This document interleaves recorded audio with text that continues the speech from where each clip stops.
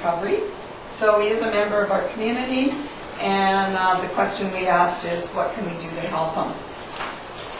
So what we did was we decided that coordinated action was the way to help him. So we mobilized the community and formed a coalition. We gathered information, developed a 5-year plan, advocated for funding for housing. We've collaborated on services. We're building some housing with necessary supports. We're increasing public awareness, we hope, developing prevention strategies, and then monitoring outcomes. So we're going to talk a little bit about each one of those just to update you on where we are. So the first thing, we did mobilize the community and develop the coalition. And it was just about a year ago, actually, that the coalition began. And so we have members of the coalition and agencies are members. Right now we have 17 agencies from within the Comox Valley who have signed on to be members.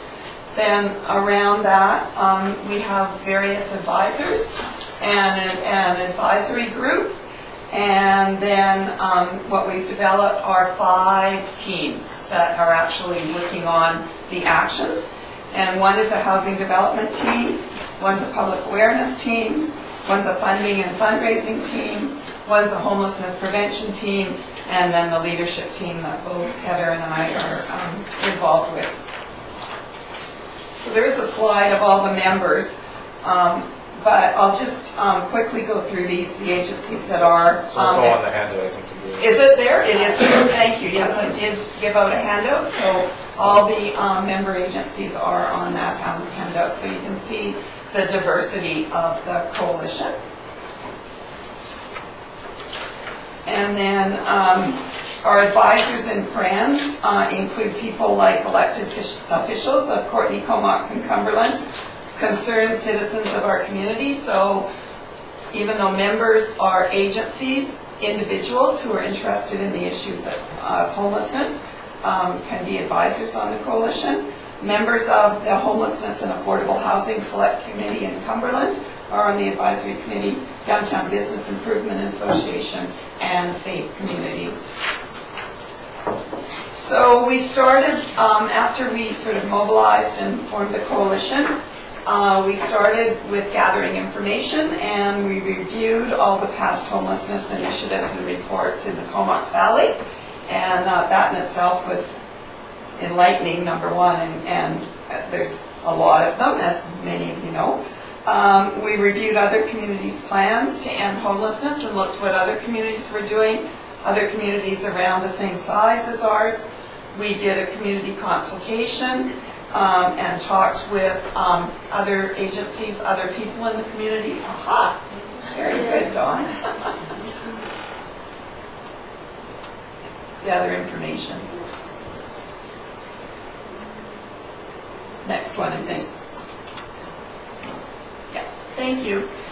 Consulted with the community, and then we looked at all these things and started to develop a 5-year plan. And one of the things that we did with that was to develop this continuum of what was in the Comox Valley, both the supports, all the yellow down the left-hand side there are agencies in the community that support people who are homeless or at risk of being homeless. And then across the top, the boxes that are sort of that light green color are actually the ones that the coalition are most focusing on. The ones more at this end, housing affordability, so affordable market rent, affordable home ownership, and full market housing are things that at this point we're not as working on, although Habitat for Humanity, that does affordable home ownership, is a member of the coalition. So the interesting thing about this slide is the numbers. You can see we've got 29 emergency beds in the valley between the Salvation Army and the Transition Society's Lily House. That 0 there is the one that we're most concerned about. There is absolutely no supportive housing in the Comox Valley, and we see this as a really big gap. And actually, many of the people who are homeless need housing with the appropriate supports. Then there's transitional housing. Dawn to Dawn provides some of that, and Braidwood is potentially going to provide that when it's built. So that's a potential there. And then subsidized housing and low-cost rentals. Much of that subsidized, and the low-cost rental provided by BC Housing. So with that, with the continuum and gathering information, we moved on to the 5-year plan, and Heather's going to talk to you about that and our action. Right, just before you move on to that, I thought the Braidwood project was supposed to be supportive housing. Yes, and it's not determined totally whether it's going to be supportive or transitional, but it's still in the design phase, so we don't know. But right now, as far as we know, that's one of the challenges is getting the money for the supportive part, and that is not there yet. So we're actually really hoping that it will be supportive and we'll be moving it over. But it's not, but we decided to put it there because that's more what. Well, certainly that was the intention of everyone who had invested in that other site where the money is going. Absolutely. And certainly we've done a lot of advocacy with Courtney around making it supportive. Thank you. So from there, after looking at what existed and in concert with the requirement from the regional district and the process of the service, we developed a 5-year plan that has 4 strategies that reflect the structure of the coalition. So the creating additional housing and necessary supports is being handled by the housing development team, community collaboration, prevention, education by the prevention and public awareness team.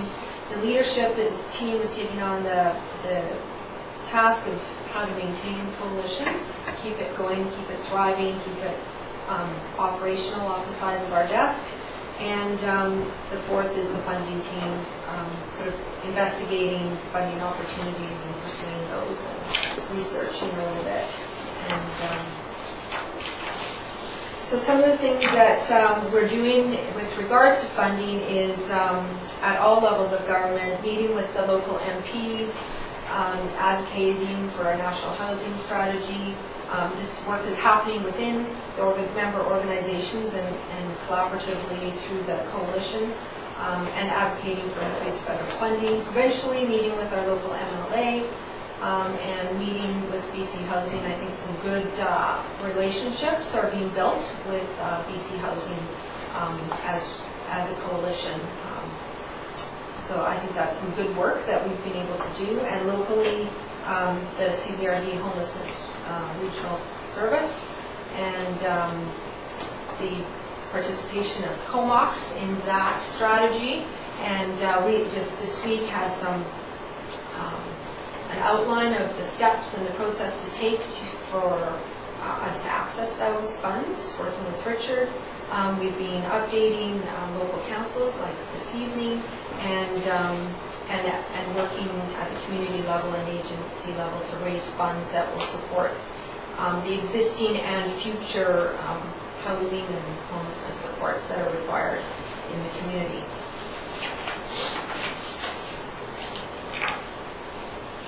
So we've been collaborating on services. We meet regularly to ensure that we're not duplicating, but rather complementing and coordinating the service that we're providing.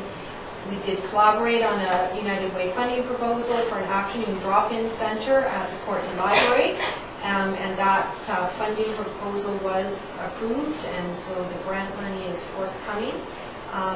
And the plan is for multiple service agencies to contribute to that drop-in in the afternoons at the library, and the intent of it was to pilot what we could do in terms of programming in a drop-in kind of environment, because we would like to and plan to develop something more permanent in the future.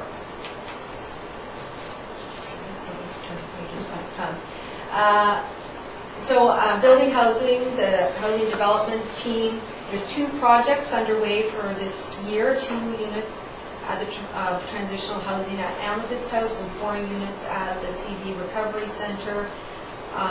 Housing, as Betty mentioned, housing for women and men after residential recovery is sometimes challenging because in order to access the recovery services, they sometimes, not always, have lost their housing. And so there's the potential for those in recovery to be discharged from those recovery facilities into homelessness. And it's very difficult to maintain recovery, and it cycles around back onto the street, back to using, back into recovery. So this is a very small number of units, but they are going to be new units and to address that issue. So those are being funded by the regional, the CBRD service, as well as the contribution from Comox. And then we just touched on the Braidwood that is further along the way than any other project to provide some housing. And that's with Wache and Macola. The public awareness team has been meeting and has a plan to develop educational materials. We've been doing focus presentations to councils, to service clubs, the Chamber of Commerce, to business associations, now faith groups, even social clubs have been included, and continuing to have discussions with the people that we meet in the general public, and then media articles, interviews about the progress of the coalition and the things that are happening in the valley around homelessness. And prevention strategies, the frontline workers are coordinating efforts about homelessness prevention programs. They're looking at a map of support services so that we can really better understand and address and sort of prioritize the gaps in the prevention programming, and exploring ways to increase the number of rental supplements that we are able to provide within the valley, and developing options for low barrier housing with supports to be included in the 5-year plan. So what's possible with the progress of the coalition and the community? Dale secures a newly built unit of transitional housing at the Comox Valley Recovery Center for 1 to 2 years. He's able to maintain the recovery with the support of the staff there. He's assisted with applications for income assistance or education, and begins attending North Island College with a view to employment, and his mental and physical wellness are stabilized, and he becomes a productive member of our community. And I think just to highlight that a little bit more on Facebook, I think it was on Facebook, there was the story of Bob, and it was a long time, but consistent, supported housing. These individuals can become members, productive members of our community. That's it. Right, thank you for your presentation. Any questions from members of council? Councilor Swift. Thank you for your presentation. I know you're both passionate about this, and you've done an incredible amount of work. My one question, two questions. One is, do you have any idea about the timing of Braidwood, or is this... Do you want me to give you my speculation? Sure. Always dangerous. Well, there was an expression of interest that came out from BC Housing last week for projects. It's part of the new funding that was announced. And this has taught me thinking, not having spoken to anybody from Wache or Macola, but I would imagine that they have an interest in putting forth something, and that's for capital.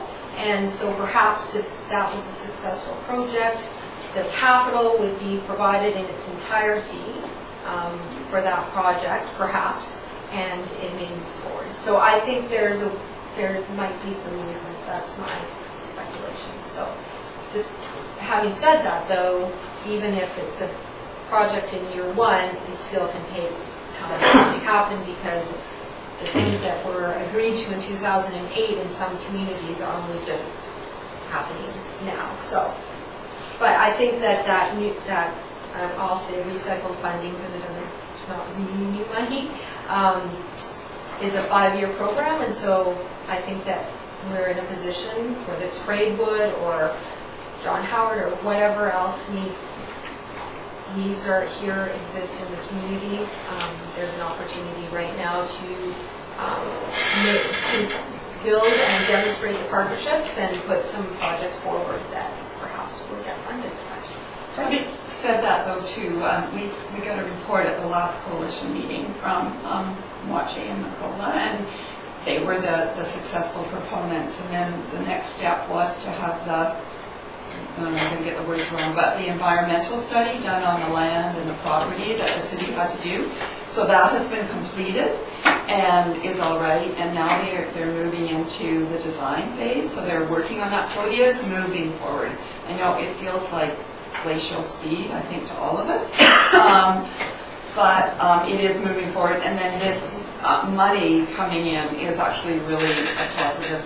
This BC Housing money is something new, and even though it's reshuffled, but and you know we're really hoping that Comox Valley is going to get some of that money, and we're working hard with BC Housing to. Well, good luck with that. And